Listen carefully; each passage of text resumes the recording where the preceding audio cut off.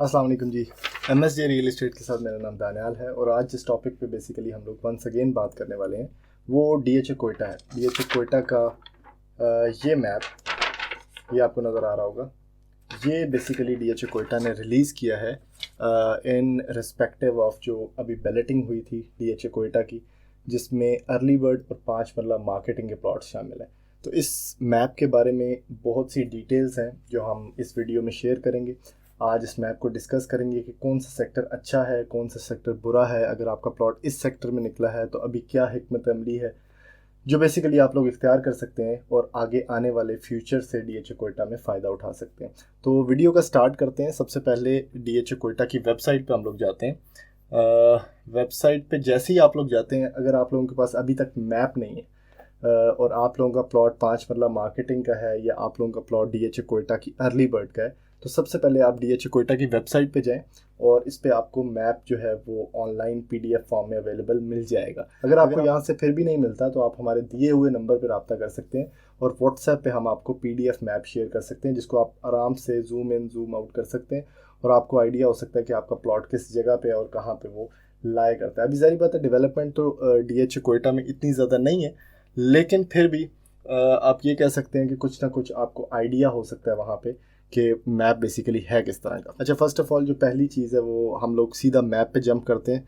मैं आपके साथ स्क्रीन पे मैप चला देता हूँ ताकि आपको आइडिया हो जाए जो मैं बात कर रहा हूँ। फिलहाल मैं PDF फॉर्म में मैप खोलता हूँ ताकि आपको आइडिया हो जाए कि मैं किस चीज़ के बारे में बात कर रहा हूँ और हम कहाँ उससे उसको जूम इन जूम आउट कर रहे हैं। चाहिए आप लोगों को भी स्क्रीन पे मैप शो हो रहा होगा साथ साथ। इसमें सबसे इम्पॉर्टेंट चीज़ जो बेसिकली है वो एक बड़ा सा मैप इन्होंने टोटल साइट प्लान जो ओवरव्यू है, ओवरले उसको किया हुआ है।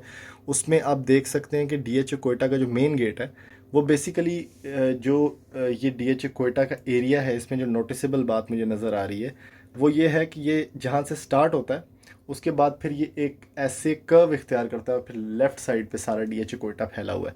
इसमें जो राइट साइड पे पहले सेक्टर आता है वो A1 है, जो कि छोटा सा सेक्टर नज़र आ रहा है। मैप के अकॉर्डिंगली सबसे बड़ा सेक्टर A3 है। अब A3 का आप लोग अगर साइज़ देखें तो ये काफ़ी बड़ा सेक्टर मालूम हो रहा है। फिर इसके बाद A1 के बिल्कुल बैक साइड पे A2 है। अभी जारी बात है, डेवलपमेंट वहाँ पे बहुत कम है तो आप ऑन ग्राउंड जाके तो अपना प्लॉट नहीं देख सकते, लेकिन कुछ हद तक जो डेवलपमेंट हुई है उससे आपको कोई ना कोई आइडिया हो जाएगा कि बेसिकली वहाँ पे हो क्या रहा है।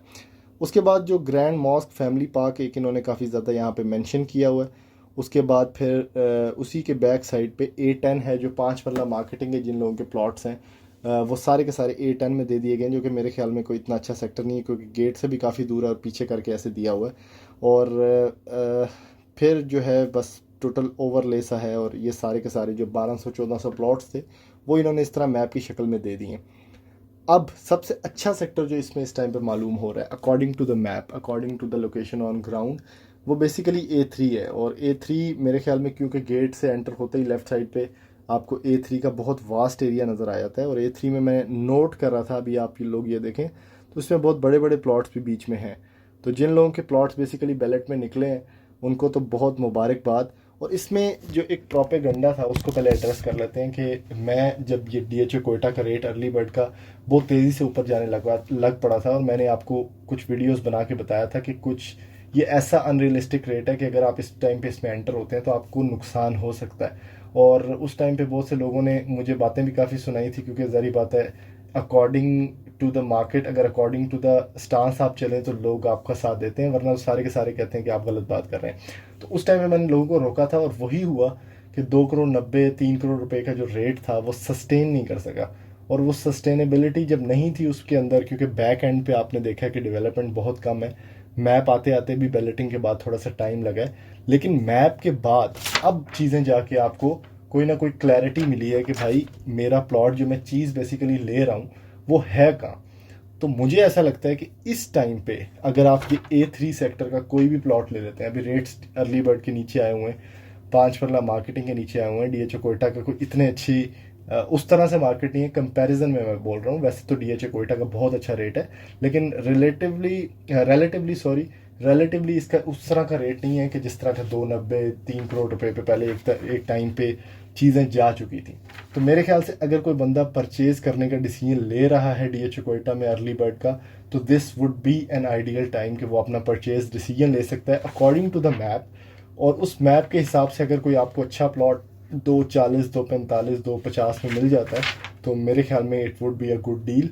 क्योंकि DHA कोयटा, अगर आप, सिंपल सा रूल है कि इतने थोड़े टाइम में, इतने शॉर्ट टाइम में अगर DHA कोयटा आपको इतना अच्छा प्रॉफिट दे सकता है तो why not hold it for a longer time. और अगर वो लॉन्ग टाइम के लिए आप होल्ड करें तो मेरे ख्याल में वो बहुत अच्छा प्रॉफिट आपको दे सकता है।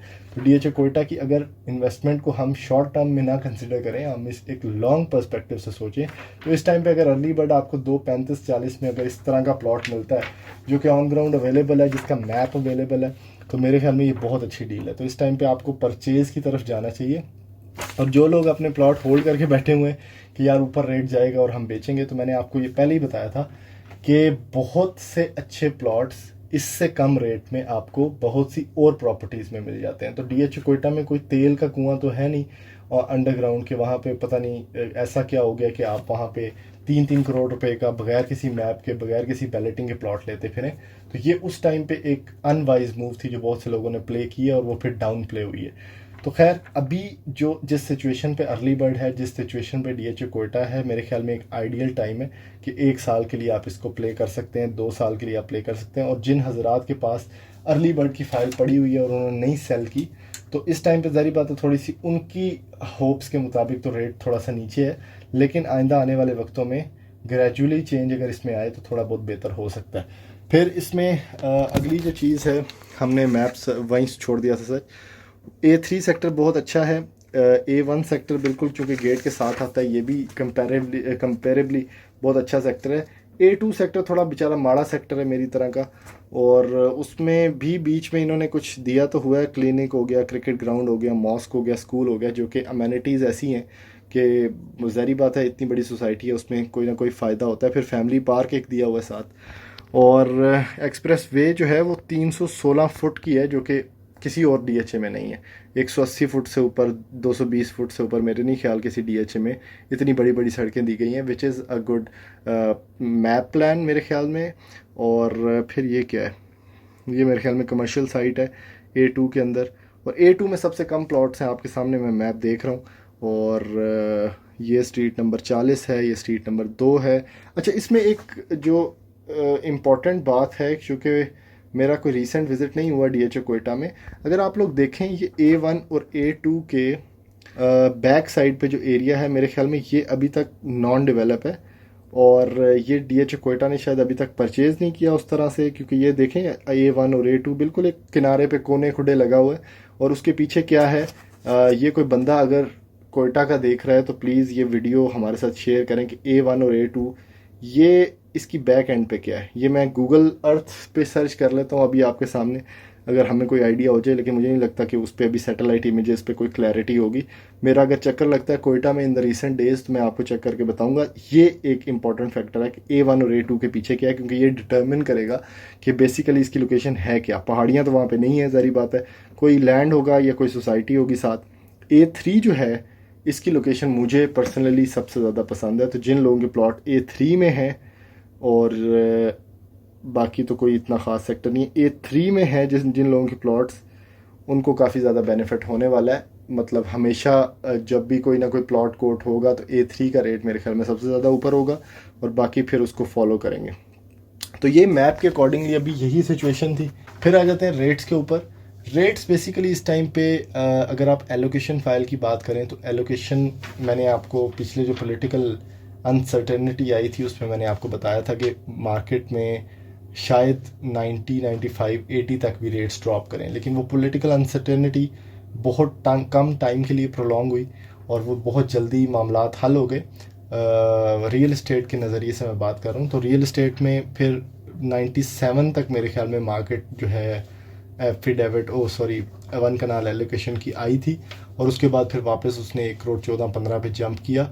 और जो लोग ये सवाल करते हैं कि एलोकेशन हमें होल्ड करनी चाहिए या नहीं, तो उसमें फिर एलोकेशन मेरे ख्याल में तो एक अच्छी इन्वेस्टमेंट है, और अगर उसकी बैलेटिंग इस साल के एंड पे हो जाती है तो इट्स वर्थ द डील, क्योंकि 1 करोड़ 14 लाख रुपए में 1 कनाल का प्लॉट DHA कोयटा जैसी प्रॉपर्टी में, जिसमें कि बहुत जल्दी ह्यूज राइजेस आते हैं और उसकी वैल्यू का ग्राफ हमेशा ऊपर की तरफ रहता है, तो it is a good deal. और इसमें जो एफिडेविट वाले हजरात हैं, एफिडेविट इस टाइम पे मैं किसी को भी रिकमेंड नहीं कर सकता, क्योंकि एफिडेविट का कोई ऐसा पर्सपेक्टिव फ्यूचर का नहीं है कि जिसको हम फॉलो करें और वो फिर जो है कहीं ना कहीं जाके रुके।